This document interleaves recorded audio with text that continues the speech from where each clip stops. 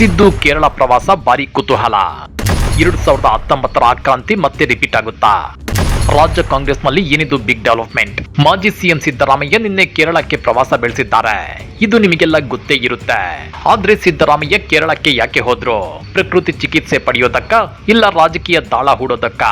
ಇಂಥ ಒಂದು ಪ್ರಶ್ನೆ ಇದೀಗ ದುತ್ತಂತ ಎದ್ದು ಕೂತಿದೆ. ಹಾಗಾದ್ರೆ 2019 ಆಕ್ರಾಂತಿ ಮತ್ತೆ ರಿಪೀಟ್ ಆಗುತ್ತಾ? ರಾಜ್ಯ ಕಾಂಗ್ರೆಸ್ ನಲ್ಲಿ ಏನಿದು ಬಿಗ್ ಡೆವಲಪ್ಮೆಂಟ್ ಅಂದ್ರ ಆ ಕುರಿತ ಇನ್ಸೈಡ್ ಮಾಹಿತಿಯನ್ನ ಬಿಚ್ಚಿಡ್ತೇವೆ. ಆದ್ರೆ ಅದಕ್ಕಿಂತ ಮೊದಲು ಹಲೋ ಕನ್ನಡ ಯೂಟ್ಯೂಬ್ ಚಾನಲ್ ಅನ್ನ ಸಬ್ಸ್ಕ್ರೈಬ್ ಮಾಡ್ಕೊಳ್ಳಿ. ಹಾಗೇನೇ ಪಕ್ಕದಲ್ಲಿರೋ ಬೆಲ್ ಬಟನ್ ಅನ್ನು ಪ್ರೆಸ್ ಮಾಡಿ. ಸಿದ್ದರಾಮಯ್ಯ ರಾಜ್ಯ ಕಾಂಗ್ರೆಸ್ನ ಮಾಸ್ ಲೀಡರ್, ಜೊತೆಗೆ ಚುನಾವಣಾ ಚಾಣಕ್ಯ. ಇವರಿಗೆ ರಾಜ್ಯ ರಾಜಕಾರಣದಲ್ಲಿ ತಮ್ಮದೇ ಆದ ಗ್ರಿಪ್ ಇದೆ, ವರ್ಚಸ್ಸಿದೆ. ಆದ್ರೆ ಅದ್ಯಾಕೋ ಸಿಎಂ ಸ್ಥಾನದಿಂದ ಕೆಳಗಿಳಿದ ಮೇಲೆ ಕಳೆಗುಂದಿದ್ದಾರೆ. ಸಿಎಂ ಸೀಟನ್ನ ಸಿದ್ದರಾಮಯ್ಯ ಅಷ್ಟು ಸುಲಭವಾಗಿ ಡಿಕೆಶಿಗೆ ಬಿಟ್ಕೊಡ್ತಾರೆ ಅಂತೇಳಿ ಯಾರು ಊಹಿಸಿರ್ಲಿಲ್ಲ. ಆದ್ರೆ ಅಂತದ್ದೊಂದು ಬೆಳವಣಿಗೆ ನಡೆದು ಹೋಗಿದೆ. ಆಮೇಲಾದ್ರೂ ಸಿದ್ದರಾಮಯ್ಯ ಅಬ್ಬರಿಸುತ್ತಾರೆ, ಡಿಕೆಶಿ ಸರ್ಕಾರದಲ್ಲಿ ಬೆರಳಾಡಿಸ್ತಾರೆ ಅನ್ನೋ ಮಾತುಗಳಿದ್ವು.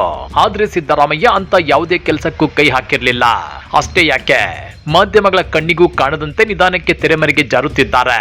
ಇಲ್ಲಿ ಗಮನಿಸಬೇಕಾದ ವಿಷಯ ಏನಂದ್ರೆ, ಅಹಿಂದ ವರ್ಗದ ನೆಚ್ಚಿನ ಲೀಡರ್ ಆಗಿರೋ ಸಿದ್ದರಾಮಯ್ಯನವರಿಗೆ ಸಿಎಂ ಕುರ್ಚಿಯಿಂದ ಕೆಳಗಿಳಿದ ಮೇಲೆ ಯಾವುದೇ ಮಹತ್ವದ ಹುದ್ದೆಯನ್ನು ಕೊಟ್ಟಿಲ್ಲ.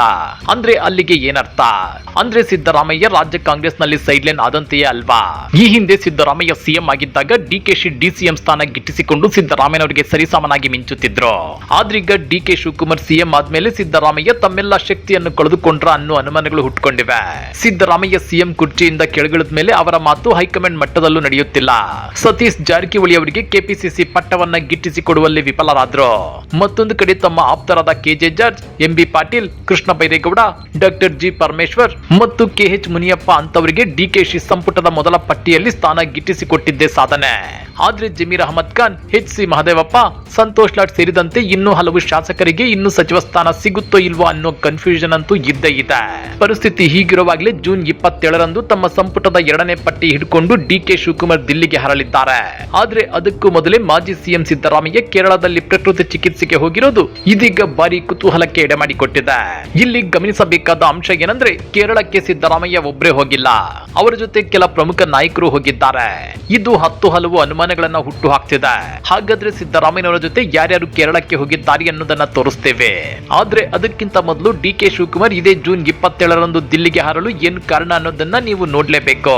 ಡಿಕೆ ಶಿವಕುಮಾರ್ ಸಿಎಂ ಆಗಿ ಅಧಿಕಾರ ಸ್ವೀಕರಿಸಿದ ಮೇಲೆ ಕಮಲದಳ ಪಕ್ಷಗಳ ಮೇಲೆ ಎರಗಿ ಬೀಳುತ್ತಿದ್ದಾರೆ.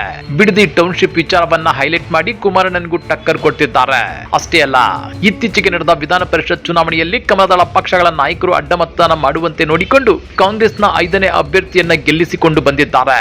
ಇತರೆ ರಾಜ್ಯಗಳಲ್ಲಿ ಬಿಜೆಪಿ ನಾಯಕರು ಕಾಂಗ್ರೆಸ್ ಮತ್ತು ಇತರೆ ಪಕ್ಷಗಳ ಶಾಸಕರನ್ನ ಆಪರೇಷನ್ ಮಾಡ್ತಿದ್ರೆ, ಕರ್ನಾಟಕದಲ್ಲಿ ಅದಕ್ಕೆ ತದ್ವಿರುದ್ಧವಾಗಿ ನಡೆಯುತ್ತಿದೆ. ಕರ್ನಾಟಕದಲ್ಲಿ ಡಿಕೆಶಿ ಬಿಜೆಪಿ ಶಾಸಕರನ್ನೇ ಆಪರೇಷನ್ ಮಾಡ್ತಿದ್ದಾರೆ. ಆ ಮೂಲಕ ಬಿಜೆಪಿ ಹೈಕಮಾಂಡ್ಗೆ ಬಿಗ್ ಶಾಕ್ ಕೊಟ್ಟಿರೋ ಡಿಕೆ ಶಿವಕುಮಾರ್ ಕಾಂಗ್ರೆಸ್ ಹೈಕಮಾಂಡ್ ನಾಯಕರ ಕಣ್ಣಲ್ಲಿ ಶೈನ್ ಆಗ್ತಿದ್ದಾರೆ. ಅಷ್ಟೇ ಅಲ್ಲ, ತಾವು ಸಿದ್ದರಾಮಯ್ಯನವರಿಗಿಂತ ಬೆಸ್ಟ್ ಸಿಎಂ ಮತ್ತು ಡಿಫರೆಂಟ್ ಸಿಎಂ ಅಂತ ತೋರಿಸಿಕೊಳ್ತಿದ್ದಾರೆ.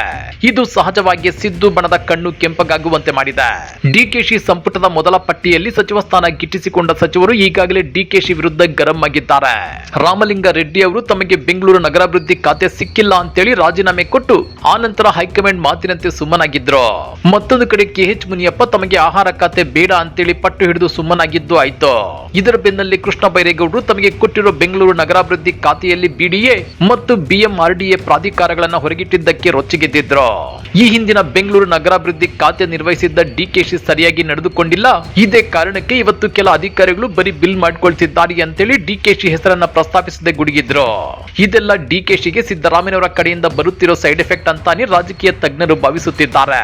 ಇಂಥ ಟೈಮಲ್ಲಿ ಡಿಕೆ ಶಿವಕುಮಾರ್ ಇದೇ ಜೂನ್ 27ರಂದು ದಿಲ್ಲಿಗೆ ಹಾರಲಿದ್ದಾರೆ. ಅಲ್ಲಿ ಹೈಕಮಾಂಡ್ ನಾಯಕರನ್ನ ಭೇಟಿಯಾಗಿ ತಮ್ಮ ಸಂಪುಟದ 2ನೇ ಲಿಸ್ಟ್ಗೆ ಗ್ರೀನ್ ಸಿಗ್ನಲ್ ಪಡೆಯೋದು ಡಿಕೆ ಶಿವಕುಮಾರ್ ಅವರ ಉದ್ದೇಶ. ಸದ್ಯ ರಾಜ್ಯ ಸಚಿವ ಸಂಪುಟದಲ್ಲಿ 20 ಹುದ್ದೆಗಳು ಖಾಲಿ ಇದ್ದು ಅವುಗಳ ಭರ್ತಿಗೆ ಸಂಬಂಧಪಟ್ಟಂತೆ ಅಂತಿಮ ಹಂತದ ಮಾತುಕತೆಗಳು ನಡೆಯುತ್ತಿವೆ. ಇನ್ನೊಂದೆಡೆ ಲೋಕಸಭೆಯ ವಿರೋಧ ಪಕ್ಷದ ನಾಯಕ ರಾಹುಲ್ ಗಾಂಧಿ ವಿದೇಶಿ ಪ್ರವಾಸದಿಂದ ಜೂನ್ 28ರಂದು ಭಾರತಕ್ಕೆ ಮರಳುವ ನಿರೀಕ್ಷೆ ಇದೆ. ಅವರ ಆಗಮನದ ಬಳಿಕ ಸಚಿವ ಸಂಪುಟ ವಿಸ್ತರಣೆ ಕುರಿತು ಮಹತ್ವದ ನಿರ್ಧಾರಗಳು ಕೈಗೊಳ್ಳುವ ಸಾಧ್ಯತೆ ಇದೆ ಎನ್ನಲಾಗ್ತಿದೆ. ರಾಜ್ಯ ರಾಜಕಾರಣದಲ್ಲಿ ಇಷ್ಟೆಲ್ಲ ಬೆಳವಣಿಗೆಗಳು ನಡೆಯುತ್ತಿರೋ ಟೈಮಲ್ಲಿ ಮಾಜಿ ಸಿಎಂ ಸಿದ್ದರಾಮಯ್ಯ ತಮ್ಮ ಬೆಂಬಲಿಗರೊಂದಿಗೆ 5 ದಿನಗಳ ವಿಶ್ರಾಂತಿಗಾಗಿ ಕೇರಳದ ಕೊಚ್ಚಿ ಕೊಚ್ಚಿಗೆ ತೆರಳಿದ್ದಾರೆ. ಅಲ್ಲಿ ಇಂಧನ ಸಚಿವ ಕೆಜೆ ಜಾರ್ಜ್ ಅವರಿಗೆ ಸೇರಿದ್ದ ರೆಸಾರ್ಟ್ ನಲ್ಲಿ ಸಿದ್ದರಾಮಯ್ಯ ತಂಗಲಿದ್ದು ಮಾಜಿ ಸಚಿವರಾದ ಡಾಕ್ಟರ್ ಎಚ್.ಸಿ. ಮಹದೇವಪ್ಪ, ಕೆ. ವೆಂಕಟೇಶ್ ಹಾಗೂ ಸಚಿವ ಸ್ಥಾನದ ಆಕಾಂಕ್ಷಿಗಳಾದ ಶಾಸಕರಾದ ಹಂಪನಗೌಡ ಬಾದರ್ಲಿ ಮತ್ತು ಎಎಸ್ ಪೊನ್ನಣ್ಣ ಸಹ ಅವರೊಂದಿಗೆ ತೆರಳಿದ್ದಾರೆ ಅಂತ ತಿಳಿದು ಬಂದಿದೆ. ಸಚಿವ ಸ್ಥಾನಕ್ಕಾಗಿ ಕಾಂಗ್ರೆಸ್ನ ಹಲವು ಶಾಸಕರು ತಮ್ಮದೇ ರೀತಿಯಲ್ಲಿ ಲಾಬಿ ನಡೆಸುತ್ತಿದ್ದಾರೆ. ಕಾಂಗ್ರೆಸ್ ನಾಯಕರು ಸಲೀಂ ಅಹಮದ್, ಅಶೋಕ್ ಪಟ್ಟಣ್, ವಿಜಯಾನಂದ ಕಾಶಪ್ಪನವರ್, ಶರತ್ ಬಚ್ಚೇಗೌಡ, ಎಆರ್ ಕೃಷ್ಣಮೂರ್ತಿ ಸೇರಿದಂತೆ ಹಲವರು ಡಿಕೆ ಶಿವಕುಮಾರ್ ಹಾಗೂ ಕಾಂಗ್ರೆಸ್ ರಾಷ್ಟ್ರೀಯ ಅಧ್ಯಕ್ಷ ಮಲ್ಲಿಕಾರ್ಜುನ್ ಖರ್ಗೆ ಅವರನ್ನ ಭೇಟಿ ಮಾಡಿ ತಮ್ಮ ಬೇಡಿಕೆಗಳನ್ನ ಮುಂದಿಟ್ಟಿದ್ದಾರೆ ಎನ್ನಲಾಗಿದೆ. ಇದೇ ವೇಳೆ ವಿಧಾನಸಭೆ ಸಭಾಧ್ಯಕ್ಷರ ಹುದ್ದೆಗೆ ಬಿಆರ್ ಪಾಟೀಲ್, ದಿನೇಶ್ ಗುಂಡೂರಾವ್ ಹಾಗೂ ಎಚ್.ಕೆ. ಪಾಟೀಲ್ ಅವರ ಹೆಸರುಗಳು ಕೇಳಿಬರುತ್ತಿವೆ. ಆದ್ರೆ ಈ ಹುದ್ದೆ ಸ್ವೀಕರಿಸಲು ಅವರು ಹೆಚ್ಚಿನ ಆಸಕ್ತಿ ತೋರಿಸುತ್ತಿಲ್ಲ ಅಂತ ಪಕ್ಷದ ಮೂಲಗಳು ತಿಳಿಸಿವೆ. ಹಾಗಾದ್ರೆ ಸಿದ್ದರಾಮಯ್ಯ ಪ್ರಕೃತಿ ಚಿಕಿತ್ಸೆ ಪಡೆಯೋದಕ್ಕೆ ಕೇರಳದಕ್ಕೆ ಹೋಗೋದಕ್ಕೂ ಕರ್ನಾಟಕದ ರಾಜಕೀಯ ಬೆಳವಣಿಗೆಗಳಿಗೂ ಏನ್ ಸಂಬಂಧ? ಇಲ್ಲಿ ಕುತೂಹಲ ಕೆರಳಿಸುವಂತದ್ದೇನಿದೆ ಅನ್ನೋ ಪ್ರಶ್ನೆ ನಿಮ್ಮನ್ನ ಕಾಡದೇ ಇರಬಹುದು. ಇದು ಗೊತ್ತಾಗಬೇಕು ಅಂದ್ರೆ 2018ರಲ್ಲಿ ಏನಾಗಿತ್ತು ಅನ್ನೋದನ್ನ ನೀವು ನೋಡ್ಲೇಬೇಕು. 2018ರಲ್ಲಿ ರಾಜ್ಯದಲ್ಲಿ ಅತಂತ್ರ ವಿಧಾನಸಭೆ ಸೃಷ್ಟಿಯಾಗಿತ್ತು. ಇದರಿಂದ ಅಲ್ಲಿಯವರೆಗೂ ಅಸ್ತಿತ್ವದಲ್ಲಿದ್ದ ಸಿದ್ದರಾಮಯ್ಯನವರ ಸರ್ಕಾರ ಪತನವಾಗಿತ್ತು. ಹೀಗಾಗಿ ಕಾಂಗ್ರೆಸ್ನ ಹೈಕಮಾಂಡ್ ನ ಆದೇಶದಂತೆ ರಾಜ್ಯ ಕಾಂಗ್ರೆಸ್ ನಾಯಕರು ದೊಡ್ಡಗೌಡರ ಮನೆಗೆ ದಾಂಗುಡಿ ಇಟ್ಟಿದ್ರು. 80 ಸ್ಥಾನ ಗೆದ್ದ ಕಾಂಗ್ರೆಸ್ ಮತ್ತು 37 ಸ್ಥಾನ ಗೆದ್ದ ಜೆಡಿಎಸ್ ಜೊತೆ ಸೇರಿ ಸಮ್ಮಿಶ್ರ ಸರ್ಕಾರ ರಚನೆಗೆ ಮುಂದಾಗಿದ್ರು. ಆ ವೇಳೆ ಸಿದ್ದರಾಮಯ್ಯ ಒಲ್ಲದ ಮನಸ್ಸಿಂದ ಜೆಡಿಎಸ್ಗೆ ಸಪೋರ್ಟ್ ಮಾಡಿದ್ರು. ಆದ್ರೆ ದಳಪತಿಗಳ ಕಡು ವೈರಿಯಾಗಿದ್ದ ಸಿದ್ದರಾಮಯ್ಯನವರ ಮುಖದಲ್ಲಿ ನಿರಾಸೆ, ಹತಾಶೆ ಎದ್ದು ಕಾಣುತ್ತಿತ್ತು. ಇದೆಲ್ಲವನ್ನು ನೋಡ್ತಾ ಇದ್ರೆ ಸಿದ್ದರಾಮಯ್ಯನವರ ರಾಜಕೀಯ ಜೀವನ ಮುಗ್ದೇ ಹೋಯ್ತು ಅಂತಾನೆ ಎಲ್ಲರೂ ಭಾವಿಸಿದ್ರು. ಆದ್ರೆ ಮೇ ತಿಂಗಳಲ್ಲಿ ಸರ್ಕಾರ ರಚನೆಯಾಗಿ ಜೂನ್ ಜುಲೈವರೆಗೂ ನಿಧಾನಕ್ಕೆ ನಡೆಯುತ್ತಿತ್ತು. ಅಷ್ಟರಲ್ಲಿ ಜುಲೈ ತಿಂಗಳಲ್ಲಿ ಪ್ರಕೃತಿ ಚಿಕಿತ್ಸೆಗೆಂದು ಸಿದ್ದರಾಮಯ್ಯ ಧರ್ಮಸ್ಥಳದ ಶಾಂತಿವನಕ್ಕೆ ಹೋಗಿದ್ರು. ಶಾಂತಿವನದಲ್ಲಿ ಕೂತ್ಕೊಂಡು ತಮ್ಮ ಆಪ್ತರನ್ನ ಅಲ್ಲಿಗೆ ಕರೆಸಿಕೊಂಡು ಭರ್ಜರಿ ಪ್ಲಾನ್ ಮಾಡಿದ್ರು.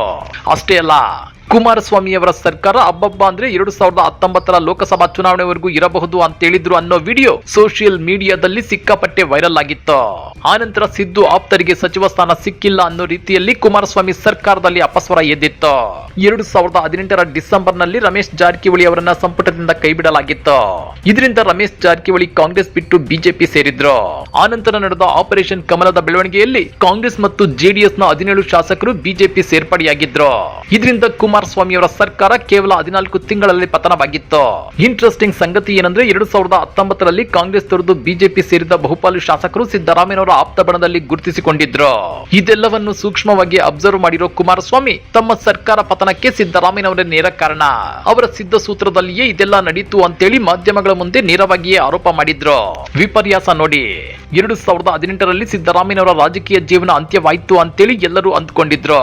ಆದ್ರೆ 2023ರಲ್ಲಿ ಮತ್ತೆ ರಾಜ್ಯದಲ್ಲಿ ಕಾಂಗ್ರೆಸ್ ಪಕ್ಷ ಅಧಿಕಾರಕ್ಕೆ ಬಂದು ಸಿದ್ದರಾಮಯ್ಯ 2ನೇ ಸಲ ಈ ರಾಜ್ಯದ ಸಿಎಂ ಆಗಿದ್ರು. ಹೀಗಾಗಿ ಸಿದ್ದರಾಮಯ್ಯನವರ ರಾಜಕೀಯ ಜೀವನ ಮುಗಿತ್ತು ಅಂತ ಅಂದ್ಕೊಂಡಿರೋವಾಗ್ಲೆಲ್ಲ ಅವರು ಫಿನಿಕ್ಸ್ ಪಕ್ಷಿ ಅಂತೆ ಮೇಲೆದ್ದು ಬಂದಿದ್ದಾರೆ. ಈಗಲೂ ಅಷ್ಟೇ, ಡಿಕೆ ಶಿವಕುಮಾರ್ ಅಬ್ಬರ ಆರ್ಭಟಕ್ಕೆ ಸಿದ್ದು ಬಣ ನೇರವಾಗಿ ಬ್ರೇಕ್ ಹಾಕದೇ ಇದ್ರು ಪರೋಕ್ಷವಾಗಿ ಬ್ರೇಕ್ ಹಾಕೋ ಸಾಧ್ಯತೆ ಇದೆ. ಅದಕ್ಕೆ ರಣತಂತ್ರ ಹೆಣೆಯೋದಕ್ಕೆ ಸಿದ್ದರಾಮಯ್ಯ ಬಣ ಕೇರಳಕ್ಕೆ ಶಿಫ್ಟ್ ಆಗಿರಬಹುದಾ ಅನ್ನೋ ಅನುಮಾನಗಳು ವ್ಯಕ್ತವಾಗ್ತಿವೆ.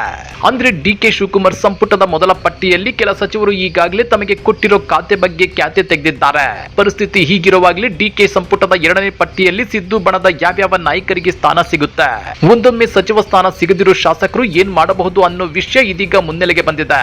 ಅಷ್ಟೇ ಅಲ್ಲ, ಸಿದ್ದು ಬಣ ಪರೋಕ್ಷವಾಗಿ ಡಿಕೆಶಿ ಸ್ಪೀಡ್ಗೆ ಬ್ರೇಕ್ ಹಾಕುತ್ತಾ ಆ ಮೂಲಕ ಅವರ ಪವರ್ ಪಾಲಿಟಿಕ್ಸ್ಗೆ ಚೆಕ್ ಇಡ್ತಾರಾ ಅನ್ನೋ ಚರ್ಚೆಗಳು ನಡೆಯುತ್ತಿವೆ. ಈ ಬಗ್ಗೆ ನೀವೇನಂತೀರಾ? ಕಮೆಂಟ್ ಮಾಡಿ, ವಿಡಿಯೋ ಲೈಕ್ ಮಾಡಿ, ಶೇರ್ ಮಾಡಿ. ಇಂಥ ಮತ್ತಷ್ಟು ರೋಚಕ ರಾಜಕೀಯ ಸುದ್ದಿಗಳನ್ನ ಮಿಸ್ ಮಾಡದೆ ನೋಡ್ಬೇಕು ಅಂದ್ರೆ ಹಲೋ ಕನ್ನಡ ಯೂಟ್ಯೂಬ್ ಚಾನಲ್ ಅನ್ನ ಸಬ್ಸ್ಕ್ರೈಬ್ ಮಾಡ್ಕೊಳ್ಳಿ.